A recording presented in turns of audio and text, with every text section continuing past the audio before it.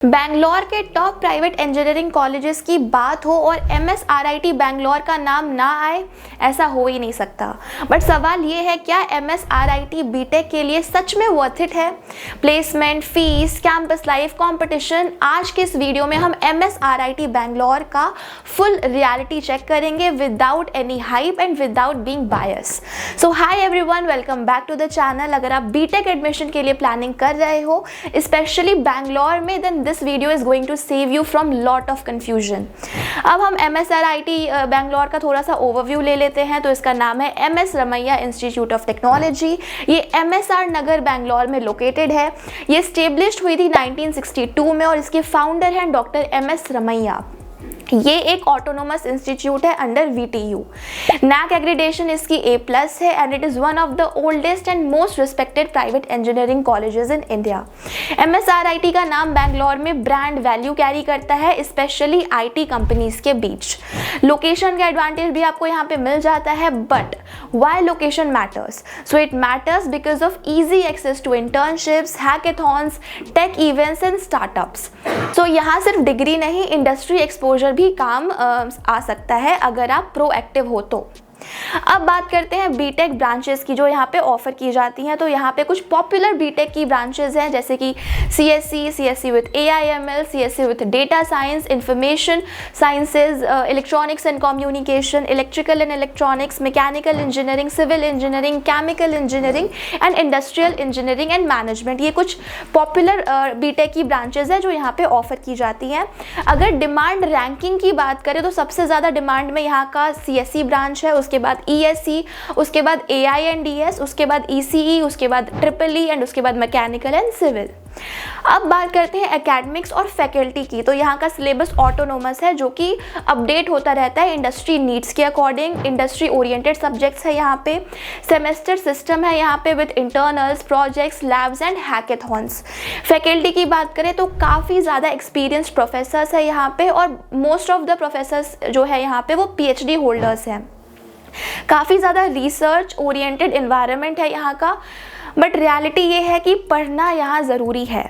MSRIT is not a chill college. Pressure यहाँ पे होता है बट आउटपुट भी मिलता है। अगर आप प्रेशर हैंडल कर सकते हो तो फिर आपको ये कॉलेज ज़रूर कंसिडर कर लेना चाहिए।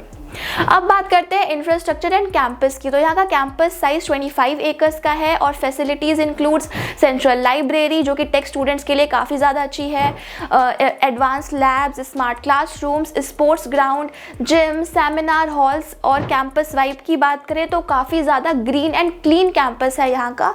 स्लाइटली क्राउडेड है बिकॉज ऑफ सिटी लोकेशन का, ये सेंट्रल है लोकेशन पे है बैंगलोर के, इसीलिए थोड़ा सा क्राउडेड होता है, बट काफ़ी ज़्यादा ग्रीन और क्लीन कैंपस है यहाँ का। अब बात करते हैं हॉस्टल एंड फूड की। तो हॉस्टल फैसिलिटीज़ की बात करें तो बॉयज़ एंड गर्ल्स के लिए सेपरेट हॉस्टल्स यहाँ पे अवेलेबल हैं। काफ़ी ज़्यादा डिसेंट रूम्स हैं। बेसिक फैसिलिटीज़ यहाँ पे अवेलेबल हैं जो सारे कॉलेजेस में होती हैं। फूड की बात करें तो mess food is average. Many PGs and ETDs near by हैं यहाँ पे। सीनियर स्टूडेंट्स यहाँ पे मोस्टली PGs में रहना प्रेफर करते हैं outside campus after first year. अब बात कर लेते हैं campus life, clubs and fest की। तो यहाँ पे काफ़ी सारे टेक्निकल क्लब्स अवेलेबल हैं। यहाँ पे कोडिंग क्लब्स भी अवेलेबल हैं, रोबोटिक्स क्लब भी है, AIML ग्रुप्स भी अवेलेबल है। इसी के साथ साथ IEEE और CSI चैप्टर जैसी चीज़ें भी यहाँ पे अवेलेबल है आपके टेक्निकल बैकग्राउंड को स्ट्रॉन्ग करने के लिए। अगर कल्चरल लाइफ की बात करें तो उत्सव नाम से यहाँ पे एनुअल फेस्ट ऑर्गेनाइज किया जाता है। टेक तत्व नाम से यहाँ पे टेक फेस्ट ऑर्गेनाइज किया जाता है और ऐसे ही रिलेटेड टेक इवेंट्स भी यहाँ पे होते रहते हैं। डिबेट्स, डांस, म्यूजिक और मैनेजमेंट इवेंट का भी यहाँ पे गुड एक्सपोजर मिलता है।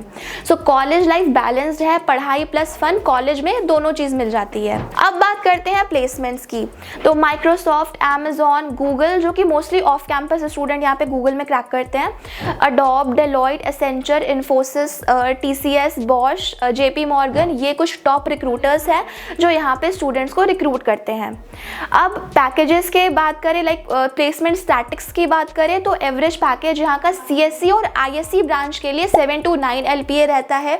AI और DS ब्रांच के लिए 6 to 8 LPA रहता है एवरेज पैकेज, और ECE ब्रांच के लिए 5 to 6 LPA रहता है, और कोर ब्रांचेस के लिए 4 to 5 LPA एवरेज पैकेज यहाँ का रहता है।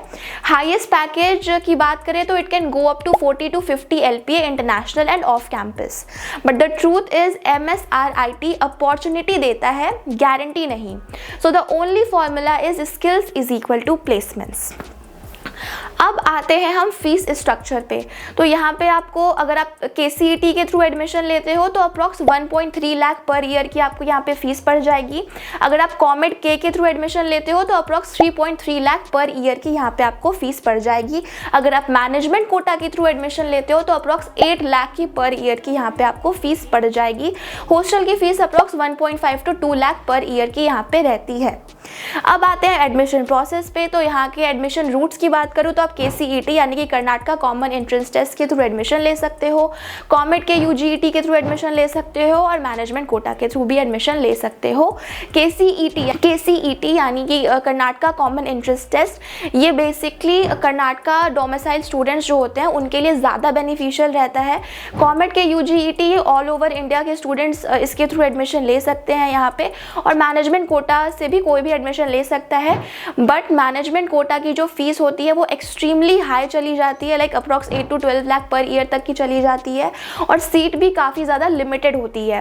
तो अगर आप नॉन कर्नाटका डोमिसाइल स्टूडेंट हो तो आप कॉमेड के थ्रू यहाँ पे एडमिशन ले सकते हो. कर्नाटका के हो तब तो KCET के थ्रू ही लो, क्योंकि KCET के थ्रू यहाँ पे आपको फीस भी काफ़ी ज़्यादा कम पड़ जाती है एज़ कम्पेयर टू कॉमेड के और मैनेजमेंट कोटा. अब हम थोड़ा सा कट ऑफ ट्रेंड जान लेते हैं कि यहाँ का कट ऑफ ट्रेंड क्या क्या रहता है. तो अगर आपको यहाँ पे CSE ब्रांच चाहिए तो बहुत ही हाई कट ऑफ जाता है CSE ब्रांच का. अगर आपको ISE और AIDS चाहिए तो स्लाइटली लोअर रहता है, और कोर ब्रांचेस के लिए मॉडरेट कट ऑफ रहता है यहाँ का.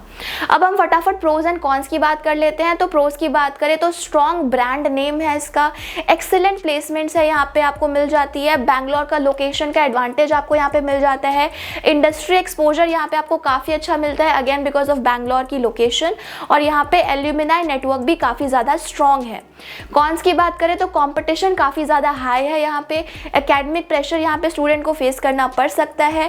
अगर आप मैनेजमेंट कोटा के थ्रू एडमिशन लेते हो तो काफ़ी ज़्यादा एक्सपेंसिव पड़ जाता है ये आपको, और कैंपस का साइज़ भी लिमिटेड है. तो फीस के अकॉर्डिंग अगर आप चाहोगे कि बहुत ही लेविश और लग्जरियस कैंपस लाइफ मिले तो ऐसा नहीं है. 25 एकर्स का छोटा सा कैंपस है, तो कैंपस साइज़ भी लिमिटेड है, तो ये भी एक कॉन हो सकता है. Now, who should choose MSRIT? So it is best for students targeting top IT jobs and those who can handle competition and those students who are serious about skills and coding. And it is not ideal for students looking for chill academics and those who are dependent only on college for placements. So overall, MSRIT Bangalore is one of the best private engineering colleges in India, especially for CSE and related branches. अगर आप hardworking हो तो MSRIT आपकी life में genuinely upgrade कर सकता है. तो अगर आप हार्ड वर्किंग हो तो MSRIT आपकी लाइफ में जेन्युइनली अपग्रेड कर सकता है. अगर आप चाहते हो cut off analysis, comparison video या फिर MSRIT versus RVCE, then comment करके बताओ. Like, share and subscribe for more real college reviews. मिलते हैं नेक्स्ट वीडियो में. Till then bye bye.